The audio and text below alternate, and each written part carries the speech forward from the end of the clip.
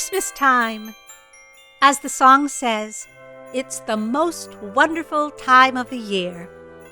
Many families observe Christmas as a beautiful religious holiday.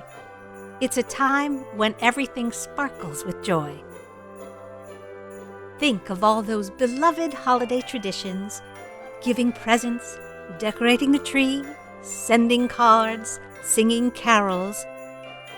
But like all traditions, the ones that make Christmas feel like Christmas have a history. Some of our most well-loved Christmas traditions come from one particular time and place. 19th century England, in the days when Victoria was queen. As different as our world is now, Victorian England really wasn't that long ago, historically speaking. Let's take a quick look at the timeline. Evidence still remains of the early inhabitants of the island called Great Britain. These prehistoric human cultures were around for over 800,000 years. The recorded history of Britain begins in AD 43, when the island was conquered by the ever-expanding Roman Empire. After nearly 4 centuries, Rome withdrew from Britain. The Anglo-Saxons arrived, along with Vikings and other invaders. The medieval period lasted for 1,000 years. Then there were 200 years of Tudor and Stuart kings and queens. From 1714 to 1837, there were 4 kings named George. That's called the Georgian era. It was while George III was king that the American Revolution took place. In 1837, we finally meet Queen Victoria. Victoria became queen when she was 18 years old and stayed queen for 64 years, from 1837 until her death in 1901. Those years are called the Victorian era. It was less than 200 years ago. For England, Victoria's long reign was a time of expansion and rapid change. The small island nation grew into a vast colonial empire. London was the world's great cosmopolitan city, a global center of culture and commerce. Queen Victoria, her husband, Prince Albert, and their 9 children were at the center of it. Whatever they did, people imitated, including the way they celebrated Christmas. Bringing evergreen boughs and small trees indoors at Christmas time was an old German custom. Prince Albert was German. He'd grown up with this custom, and Victoria had grown up with a German governess. The royal couple decided to continue Albert's boyhood holiday tradition with their own children. In 1848, the Illustrated London News published a drawing of the royal family celebrating around a decorated Christmas tree. Now that this old German custom had taken center stage at Windsor Castle, all of England was eager to do the same. Soon, every home in Britain had a decorated tree indoors at Christmas time. As you might know, the Victorians loved to send and receive letters. It was during the Victorian era that the practice of sending Christmas cards began. It's all because of this man, Henry Cole. He was a British inventor who made many contributions to society, especially to the postal service. It was thanks to the work of Cole and others that Victorians could send letters for a penny. This was called the penny post, and the very first adhesive postage stamp was called the penny black. Naturally, it had Queen Victoria's profile on it. In 1843, Cole came up with the idea of sending special holiday greeting cards at Christmas time. This was the very first commercially available Christmas card. Cole printed 1,000 and sold them for $1 each, which was expensive, but the idea caught on. People made their own Christmas cards. Even the royal children enjoyed creating handmade cards. As printing technology improved, the cards could be printed and sold more cheaply. Postage dropped to half a penny.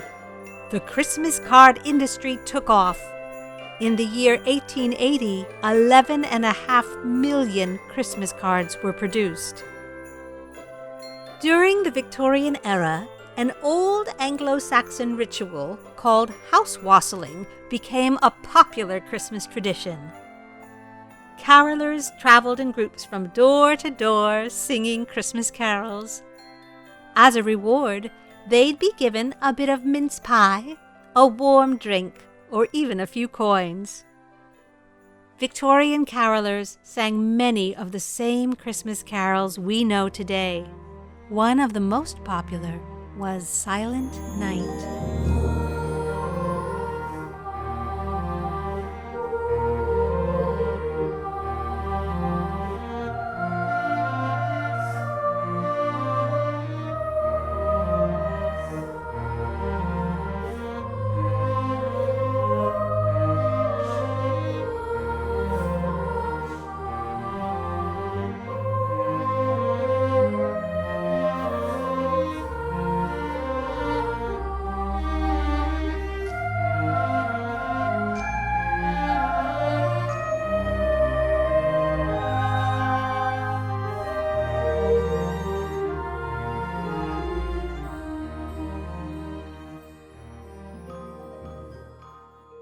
Speaking of carols, no journey through a Victorian Christmas is complete without a look at Charles Dickens' A Christmas Carol.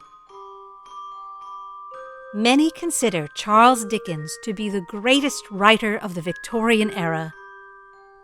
His own life was exactly the kind of rags-to-riches story he often wrote about. When he was a child, his father was put in prison for being in debt. 12-year-old Charles was sent to work in a factory.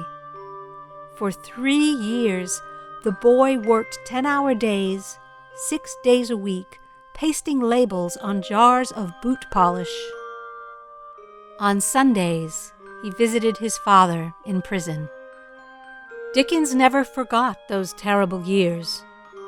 Many of his experiences found their way into his books and stories. So did his lifelong concern for the plight of those living in poverty, especially children. The story of a selfish, greedy, unfeeling man who's visited by 3 ghosts on Christmas Eve, only to have his heart opened and his spirit reborn by Christmas morning, has been told and retold so many times, it's hard to imagine Christmas without A Christmas Carol. But the unforgettable tale of Ebenezer Scrooge and Jacob Marley, Bob Cratchit and Tiny Tim, and the ghosts of Christmas past, Christmas present, and Christmas yet to come didn't exist until Charles Dickens created it in 1843. At the time, Dickens had high legal expenses from trying to protect the copyrights on his books. It was October of 1843. He'd just returned from one of his many speaking tours. He needed money, and he knew Christmas stories were popular. He wrote the book in 6 weeks. A Christmas Carol was published on December 19th. The entire print run of 6,000 copies was sold out by Christmas Eve. A Christmas Carol went on to become one of the most popular Christmas stories ever written. Its message is timeless. "But you were always a good man of business, Jacob," faltered Scrooge, who now began to apply this to himself. "Business!" cried the ghost, wringing its hands again. "Mankind was my business. Charity mercy, forbearance, and benevolence were all my business. The deals of my trade were but a drop of water in the comprehensive ocean of my business. Now that we know how much Christmas was changing during the Victorian era, we can try to imagine what was going through Charles Dickens' mind. Do you think Dickens was trying to say something to his fellow Victorians about the true spirit of Christmas? Sending holiday cards, singing carols, exchanging gifts, and decorating Christmas trees are all lovely things to do. But of all the merry, joy-filled Christmas traditions the Victorians passed down to us, this message may be the most important. Humankind is our business, not just at holiday time, but all year round. In the words of Tiny Tim, God bless us, everyone.